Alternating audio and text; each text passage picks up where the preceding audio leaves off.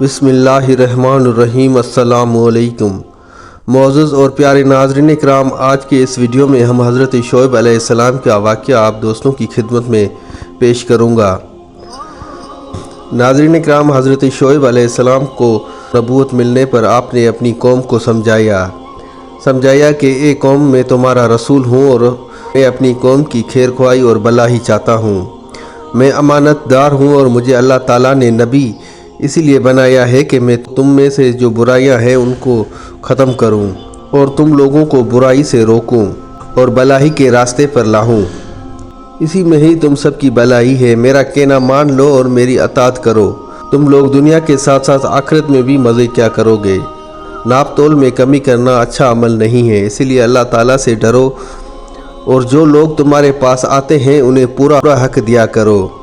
अल्लाह ताला की इबादत करो, वही एक ज़ात है जिसकी इबादत की जाए, वही तुम्हारा सच्चा माबूद है और इसके सिवा किसी और की इबादत ना किया करो और ना ही किसी को इसका शरीक ठहराओ। एक कौम, अल्लाह ताला की ज़ात है जिसने तुम्हें माल व दौलत व इज़्ज़त से नवाजा और औलाद जैसी नेमत अता की।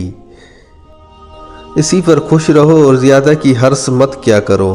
माल बढ़ाने की हर्स में ही तुम लोग कम तोलते हो, इससे दूसरों का हक मारा जाता है। तुम्हारी भलाई इसी में है कि तुम नाप तोल में किसी भी किस्म की कोई कमी ना किया करो, यही तुम्हारे हक में बेहतर रहेगा। यूँ ही हज़रत शोएब अलैहिस्सलाम अपनी कौम को समझाते रहे। अपनी कौम को समझाने और हिदायत पर लाने की भरपूर कोशिश की। वो कौम जो गुमराह हो चुकी थी, इसीलिए वो राह रास्त पर आने को हरगिज़ तैयार ना थी और जो कौम के सरदार थे वो बहुत ही ज़्यादा मगरूर थे, इसीलिए उन्होंने दूसरी जाहिल अक़वाम जैसा ही रवैया अख्तियार किया और कहा कि ए शोएब, अब बस भी करो। तुम जो हमें नसीहतें करते हो उन नसीहतों से हम तंग आ गए हैं। देखो, बाज आ जाओ, तुम्हारे हक में यही बेहतर है कि हमारे मज़हब के बारे में कुछ बुरा भला ना कहो, बल्कि तुम भी हमारे मज़हब में चले आओ। ऐसा ना करने पर हम तुम्हें और तुम्हारे साथियों को इस बस्ती से निकाल देंगे। हज़रत शोएब अलैहिस्सलाम ने कहा कि मैं तुम्हारे मज़हब पर कैसे आ सकता हूँ। मुझे अल्लाह ताला ने नबूवत अता की है। मेरा तुम्हारे मज़हब पर आने का मतलब ये होगा कि मैंने जो नबी होने का दावा किया था वो गलत था और खुदा पर बोतान बांधना था। नबूवत की शान ये नहीं होती कि कोई नबी को बेकाहे और वो उसके बेकावे में आ जाए, ये मुमकिन ही नहीं है। तुम ये बात अपने दिल से निकाल दो कि ये कभी होगा। हमें अल्लाह ताला उस रास्ते से निजात दिला चुका है, फिर किस तरह तुम ये समझते हो कि अल्लाह ताला की मर्ज़ी के ख़िलाफ़ हम कोई काम करेंगे। हमारा परवरदिगार दाना है, हर चीज़ से खबरदार है और मैंने उसी पर भरोसा किया है। ए कौम, तुम इस वक्त खुशहाली में हो, तुम्हें कोई फ़िक्र व फाका नहीं और माली तंगी नहीं है जिसके बिना पर तुम सीधी राह से भटके हुए हो। अल्लाह ताला ने जो तुम्हें नेमतें दी हैं उस पर तुम उसके शुक्रगुजार बंदे बन जाओ। तुम पर यह लाजिम है कि तुम इस मखलूक पर जुल्म ना करो। मेरी बात मानकर ही तुम लोग फ़ायदे में रहोगे और ना मानने की सूरत में तुम पर अल्लाह का अजाब आ जाएगा जो तुम्हें अपने घेरे में लेकर तुम सबको ख़त्म कर देगा। इसीलिए मैं कहता हूँ कि तुम नाप तोल को इंसाफ के साथ साथ पूरा किया करो और लोगों की चीज़ों को कम ना किया करो। इससे ज़मीन में फसाद फैलता है और तुम फसाद फैलाने का बायस बनते हो। ए कौम, तुम नाप तोल को पूरा किया करो, जो बच जाए वो तुम्हारे लिए बेहतर है। मेरी बात मान लो। मेरी बात ना मानने की सूरत में तुम पर जो अजाब आएगा उसका ज़िम्मेदार मैं ना हूँगा। तो उस बदबख्त कौम ने जवाब दिया कि क्या तुम्हारी इबादत ये बताती है कि हम अपने माबूदों की पूजा करना छोड़ दें? हम वो ना करें जो हमारा दिल कहता है, बल्कि वो करें जो तुम कहते हो। हमारे आबा व अजदाद इन बुतों की पूजा करते हुए आए हैं और उन्हीं को देखकर हमने इन बुतों की पूजा शुरू की है। हम तुम्हारे कहने पर पूजा कैसे छोड़ दें? क्या अब आप हमें बताओगे कि क्या सही है और क्या गलत, और क्या हलाल है और क्या हराम है? हज़रत शोएब अलैहिस्सलाम ने अपनी कौम का ये तलख जवाब सुनकर बहुत रंजीदा हुए, मगर उनका हमदर्द बनकर एक मरतबा फिर समझाया कि ए कौम, अल्लाह ताला ने मुझे नबूवत अता की है, फिर मैं कैसे चाहूँगा कि मेरी कौम गुमराह रहे। हम पैगंबरों का काम ही यही होता है कि अपनी कौम को राह हक पर लाए और सीधे और सच्चे रास्ते पर चलाए। جس بات کی تلقین میں آپ کو کرتا ہوں خود میں بھی اس پر عمل کرتا ہوں۔ میں جو کوشش کرتا ہوں وہ میرے اختیار میں نہیں ہے۔ میں جو کچھ بھی کرتا ہوں اللہ تعالیٰ کے حکم پر کرتا ہوں۔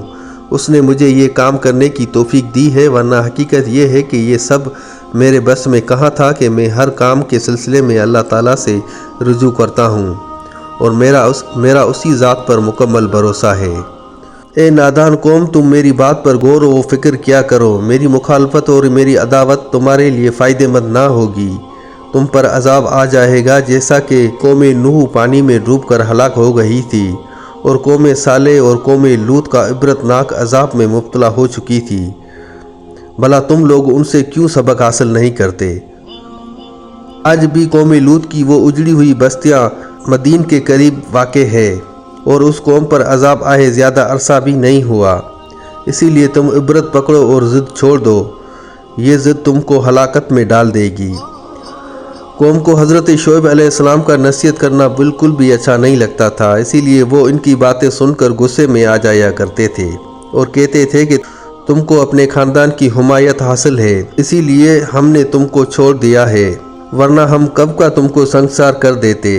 حضرت شعیب علیہ السلام کہتے ہیں کہ اے قوم، مجھے تم پر سخت حیرت ہو رہی ہے کہ تمہیں میرے خاندان کا خوف ہے، جب ہی تم لوگ چاہتے ہوئے بھی مجھے سنگسار نہیں کرتے اور سنگسار کرنے سے رکے ہوئے ہو، مگر اس خدا کا تمہیں کیوں خوف نہیں ہے جس کے قبضے میں تم سب کی جان ہے؟ قوم نے کہا کہ ایسا لگتا ہے کہ تم کسی جادوگر کے زیر اثر آ کر ایسی بہکی بہکی باتیں کرتے ہو، ہم تمہارے کہنے میں آ کر تمہاری باتوں پر عمل کیوں کریں؟ یہ ہمارا مال ہے، ہمیں اس مال پر پورا حق حاصل ہے، ہم اسے جیسے چاہے استعمال کریں، جتنا چاہیں کسی اور کو دیں اور جتنا چاہے اپنے پاس رکھیں، یہ اختیار ہے ہمارے پاس، لہٰذا تمہیں یہ اختیار نہیں ہے کہ ہمارے معاملات میں دخل اندازی کرو۔ جس پر حضرت شعیب علیہ السلام نے کہا کہ اے قوم، تمہارے پاس اللہ تعالیٰ کی طرف سے دلیل آ چکی ہے کہ تمہیں نیکی و بدی کے بارے میں بتا دیا گیا ہے، یہ بات بھی تمہیں باور کروا دی گئی ہے کہ سیدھی اور سچی راہ پر نہ چلنے پر تم پر عذاب آ جائے گا جیسا کہ دوسری قوموں پر آیا ہے، پھر بھی تم کیوں نہیں باز آتے، کیوں نہیں ڈرتے اپنے رب سے؟